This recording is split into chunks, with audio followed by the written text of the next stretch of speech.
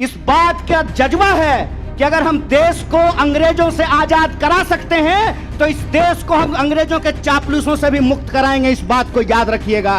और रिकॉर्ड तो करते ही आप लोग, बढ़िया सा रिकॉर्ड करके गृह मंत्री को सुना दीजिएगा कि हम सिर्फ अपने नेता को नहीं बचाना चाहते हैं। मीडिया वालों, मैं आपसे खास करके कहना चाहता हूं, हम अपने नेता को नहीं बचाना चाहते हैं। एक कहावत है, सच को आंच नहीं होता है। हमको अपने नेता की चिंता नहीं है। हमारा नेता कुछ गलत नहीं किया और सरकार उसका कुछ गलत नहीं कर सकती। इस बात को याद रखिएगा।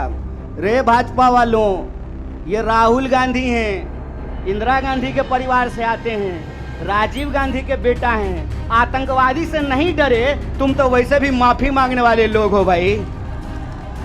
तुमसे क्या डरेंगे यार। देश की जनता को लगा कि जब मोदी जी बोल रहे हैं तो सच ही बोलेंगे। मोदी जी की हर बात को मान लिया देश के लोगों ने। मोदी जी ने कहा दीपक जलाओ तो देश ने दीपक जलाया। मोदी जी ने कहा बत्ती बुझाओ तो देश ने बत्ती बुझाया। मोदी जी ने कहा थाली बजाओ तो देश ने थाली बजाया। सब कुछ किया इस देश ने, लेकिन देश अब तक इंतजार कर रहा है कि मोदी जी जो हमको कहे थे उसमें से एक भी चीज पूरा नहीं किए हैं। अरे बोलिए ना, आप कांग्रेस के कार्यकर्ता हैं, भाजपा के थोड़ी हैं कि डर जाएंगे। बोलिए, बोले थे ना, बोले थे ना कि महंगाई कम होगी, बोले थे ना खाते में 15 लाख रुपया आएगा, बोले थे ना अच्छा दिन आएगा। आया क्या? मोदी जी के स्टाइल में पूछूं क्या, आया क्या? साथियों, मेरी आवाज जहां तक पहुंच रही है, आप कांग्रेस के एक एक कार्यकर्ताओं को और विभिन्न माध्यमों से जो हमारी बात सुन रहे हैं, आप तमाम आदरणीय बुजुर्गों का, नौजवान दोस्तों का, माताओं बहनों का, किसान मजदूर भाइयों का, मेहनत मजदूरी करके ठेला रिक्शा चला करके सरकारी और निजी क्षेत्रों में काम करके अपने परिवार का भरण पोषण करने वाले आप तमाम आवाम का क्रांतिकारी इस्तकबाल करता हूं, आपका हार्दिक अभिनंदन करता हूं। दोस्तों, मैं आपसे अपनी कुछ बातें साझा करना चाहता हूं। उससे पहले मैं धन्यवाद देना चाहता हूं हमारे पार्टी के तमाम वरिष्ठ नेताओं को कि आज उन्होंने बड़ी मशक्कत से मुझे यहाँ लाने में, आपके मौजूद पहुँचाने में मेहनत की है, क्योंकि आजकल दिल्ली पुलिस हम पे ज़्यादा मेहरबान है। दिल्ली पुलिस मेहरबान है और इस बात से हमको कोई दिक्कत नहीं है। एक्चुअली इस बात से हम लोग खुश हैं कि पुलिस अगर विपक्ष को डंडा ना मारे, पुलिस अगर विपक्ष के कुर्ते ना फाड़े, पुलिस अगर विपक्ष को डिटेन ना करे, हिरासत में ना डाले, पुलिस अगर विपक्ष को जेल में डाले, ईडी अगर विपक्ष के नेताओं को परेशान ना करे, सीबीआई आपके घर पे रेड ना मारे, इनकम टैक्स का छापा ना मारे, तो समझिए आप देश के लिए लड़ नहीं रहे हैं। और हम दिल्ली पुलिस को धन्यवाद देना चाहते हैं कि हम देश की जनता के लिए लड़ रहे हैं और आपकी एक एक परेशानी को झेलने के लिए तैयार हैं। लेकिन एक बात हम दिल्ली पुलिस के सिपाहियों को जरूर कहना चाहते हैं। भाई साहब, आप आते हैं साधारण परिवार से, आप आते हैं किसान मजदूर के परिवार से, आप आते हैं गरीब परिवार से। आप जो हमारे ऊपर डंडा चला रहे हैं ना, एक्चुअली आप अपने ही भविष्य पे और अपने ही मुद्दों के ऊपर डंडा चला रहे हैं। इस बात को याद रखिएगा, इस बात को याद रखिएगा। और रिकॉर्ड तो करते ही आप लोग, बढ़िया सा रिकॉर्ड करके गृह मंत्री को सुना दीजिएगा। इस बात को याद रखिएगा कि डीसीपी साहब प्रमोट होकर के चले जाएंगे, डीजीपी बन जाएंगे, लेकिन जो आज इस देश की आर्मी के साथ हो रहा है, वो बात किसी दिन किसी भी पुलिस के साथ हो सकता है। इस बात को याद रखिएगा, इस बात को याद रखिएगा कि आज जिस तरीके से देश के लिए जो सम्मान की बात है, जो सर्वोच्च बलिदान की बात है, अगर उनकी नौकरी को ठेके पे किया जा रहा है तो कल आपकी नौकरी को भी ठेके पे किया जा सकता है। कि हम सिर्फ अपने नेता को नहीं बचाना चाहते हैं। मीडिया वालों, मैं आपसे खास करके कहना चाहता हूं, हम अपने नेता को नहीं बचाना चाहते हैं।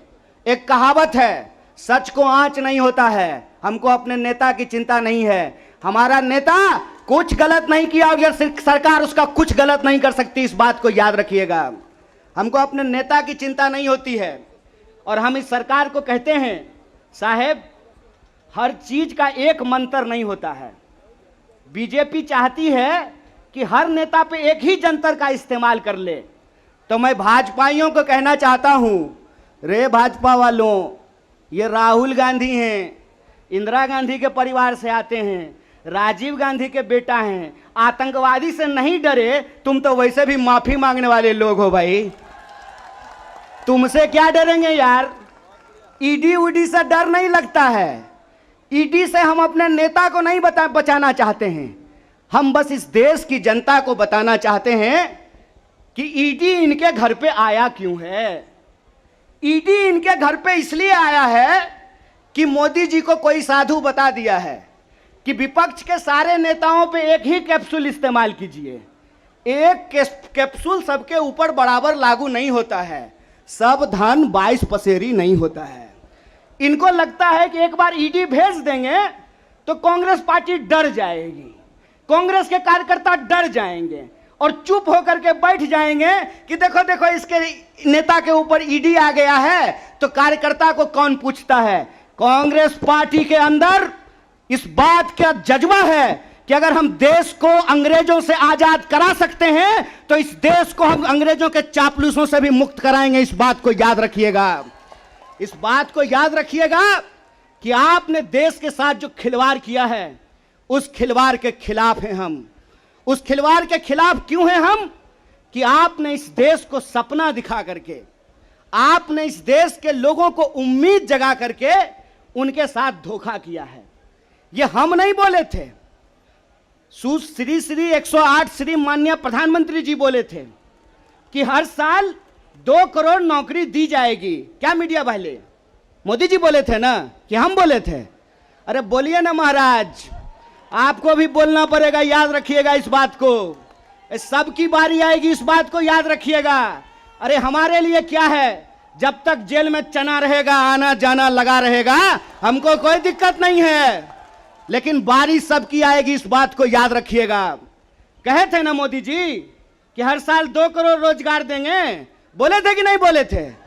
अरे बोलिए ना, आप कांग्रेस के कार्यकर्ता हैं, भाजपा के थोड़े हैं कि डर जाएंगे। बोलिए, बोले थे ना, बोले थे ना कि महंगाई कम होगी, बोले थे ना खाते में 15 लाख रुपया आएगा, बोले थे ना अच्छा दिन आएगा। आया क्या? मोदी जी के स्टाइल में पूछूं क्या, आया क्या? अब नया जुमला आया है। अब नया जुमला आया है कि हम अग्निपथ लेकर के आए हैं। एगो भाजपा का नेता ईमानदार है, कैलाश विजयवर्गीय को धन्यवाद देना चाहिए। कम से कम उसने इस देश के नौजवानों की शंका दूर कर दी। उन्होंने बता दिया भाजपा की नई योजना है तैयार, भाजपा ऑफिस में सभी नौजवान बनेंगे चौकीदार। यही योजना है ना। लेकिन मैं कहता हूं विजयवर्गीय जी, आपका बेटा बल्ला बहुत बढ़िया चलाता है, अफसर पे बैठ चला रहा था, उसको बीजेपी ऑफिस में क्यों नहीं सिक्योरिटी गार्ड बना देते हैं? मंत्री का बेटा बनेगा सेक्रेटरी, मंत्री का बेटा बनेगा बीसीसीआई का सेक्रेटरी, और किसान मजदूर का बेटा बनेगा भाजपा ऑफिस में सिक्योरिटी गार्ड। हाय रे हिपोक्रेसी, इसी को हिपोक्रेसी कहते हैं ना। और बेईमानी किसको कहते हैं? देश की जनता को लगा कि जब मोदी जी बोल रहे हैं तो सच ही बोलेंगे। मोदी जी की हर बात को मान लिया देश के लोगों ने। मोदी जी ने कहा दीपक जलाओ तो देश ने दीपक जलाया। मोदी जी ने कहा बत्ती बुझाओ तो देश ने बत्ती बुझाया।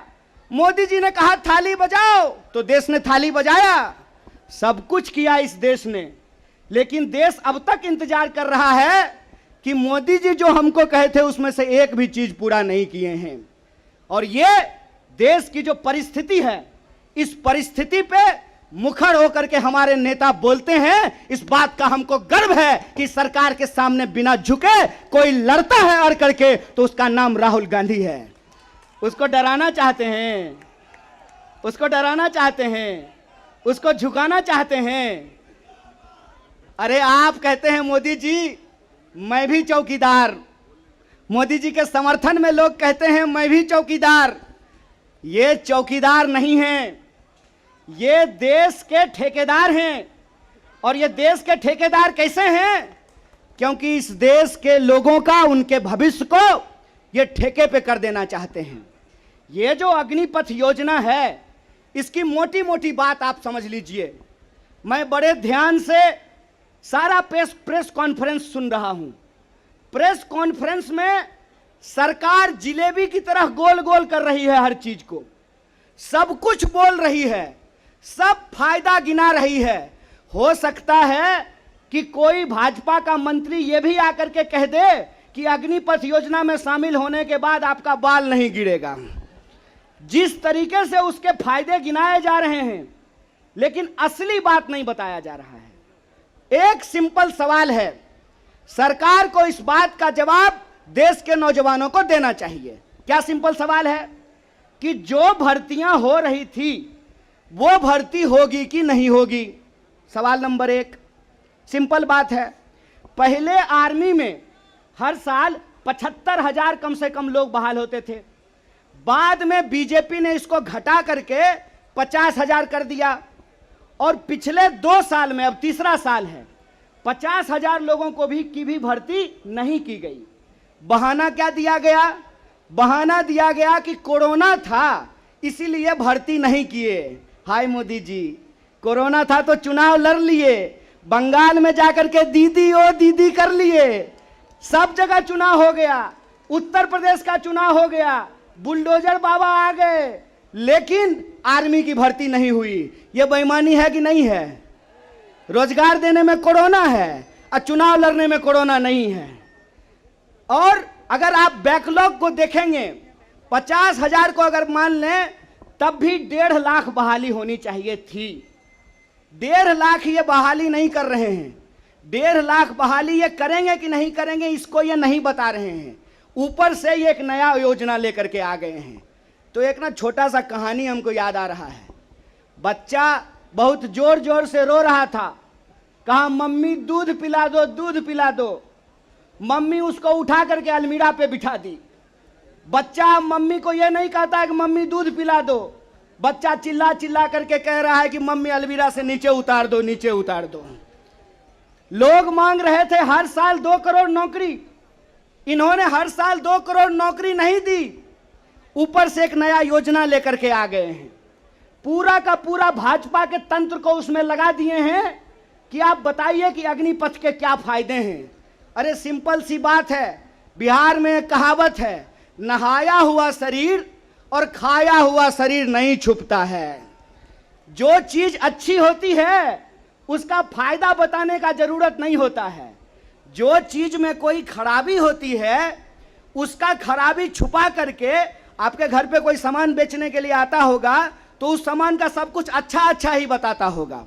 आप ट्रेन में जब जाते होंगे, बस में जाते होंगे, तो जब जूसर बेचने वाला आता है तो एक संतरा से आपको 1 गिलास जूस निकाल करके दिखाता है, और वही जूसर जब आप घर पे लेकर के जाइएगा तो आधा गिलास जूस भी आपको आपके घर में नहीं निकलेगा। ये जो बेचने की मानसिकता होती है, इस बेचने की मानसिकता के खिलाफ हैं। यह सत्याग्रह 2 लोगों के बीच में है। जावेद अख्तर ने लिखा है, इस एक हमारी एक और उनकी मुल्क में है आवाजें दो आवाज है। एक वो आवाज है जो इस देश को बेचना चाहता है, वो देश के सरकार में बैठे हुए हैं।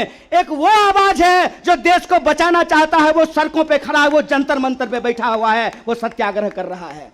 और ये सत्याग्रह हम इसलिए कर रहे हैं कि सरकार के झूठ को हम समझ रहे हैं। झूठ क्या है इनका? झूठ है कि ये लोग परमानेंट बहाली को बंद करने जा रहे हैं।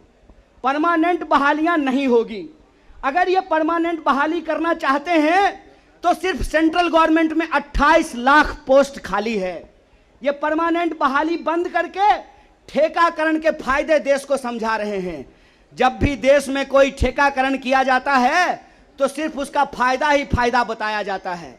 जब भी देश की कोई सार्वजनिक संपत्ति बेची जाती है तो उसका फायदा ही फायदा बताया जाता है। लेकिन इस बात को याद रखिएगा कि देश में अगर सारी सार्वजनिक संपत्तियों को बेच दिया गया तो देश का क्या होगा। एक बार आप इस बात पे विचार कीजिएगा कि अगर एयर इंडिया नहीं रहेगा, अगर नहीं होगा एयर इंडिया, तो क्या करेंगे ज्योतिरादित्य सिंधिया। समझना है कि नहीं समझना है? आप हमको बताइए कि सरकारी रेलवे नहीं होना चाहिए, सरकारी बीएसएनएल नहीं होना चाहिए, इनके हिसाब से सेना में नियमित नौकरी नहीं होनी चाहिए। जब सब कुछ सरकारी नहीं होना चाहिए तो सरकारी प्रधानमंत्री लेकर के ढोल बजाएंगे? फिर सरकारी प्रधानमंत्री भी क्यों होना चाहिए? सरकारी संसद भी क्यों होना चाहिए? देश का मतलब होता है देश की राष्ट्रीय संपत्ति, देश का मतलब होता है देश की राष्ट्रीय सेना, देश का मतलब होता है देश के लोगों का सम्मान। इसीलिए मैं आप तमाम लोगों से यह आग्रह करने के लिए आया हूं, कांग्रेस पार्टी की लड़ाई सिर्फ अपने नेता को बचाने की लड़ाई नहीं है, कांग्रेस पार्टी की लड़ाई इस देश को बचाने की लड़ाई है। वो देश जिस देश को गांधी ने बनाया है, जिस देश को नेहरू, मौलाना अबुल कलाम आजाद ने बनाया है, उस देश को बचाने की लड़ाई है। कांग्रेस पार्टी को लेकर के भाजपा लगातार प्रचार करती है कि अगर कांग्रेस किसी चीज का विरोध कर रहा है तो सही होगा। तो आप बताइए, हम भाजपा का विरोध करते हैं, देश के संविधान का समर्थन करते हैं, और उस संविधान को हमने बनाया है, कांग्रेस पार्टी ने बनाया है। इसीलिए एक कहावत कही जाती है, जाके पैर न फटे बिवाई, वो का जाने पीड़ पड़ाई। जो पार्टी देश को आजादी दिलाई है, वही पार्टी इस देश की आजादी की रक्षा कर सकती है। इसी आशा और उम्मीद के साथ कि सत्य और अहिंसा के रास्ते पर चलेंगे, सत्याग्रह के रास्ते पर चलेंगे, झूठ को हराएंगे, झूठ पे सच भारी है, सत्याग्रह जारी है, यह सत्याग्रह जारी रहेगा। बहुत बहुत शुक्रिया, बहुत बहुत धन्यवाद।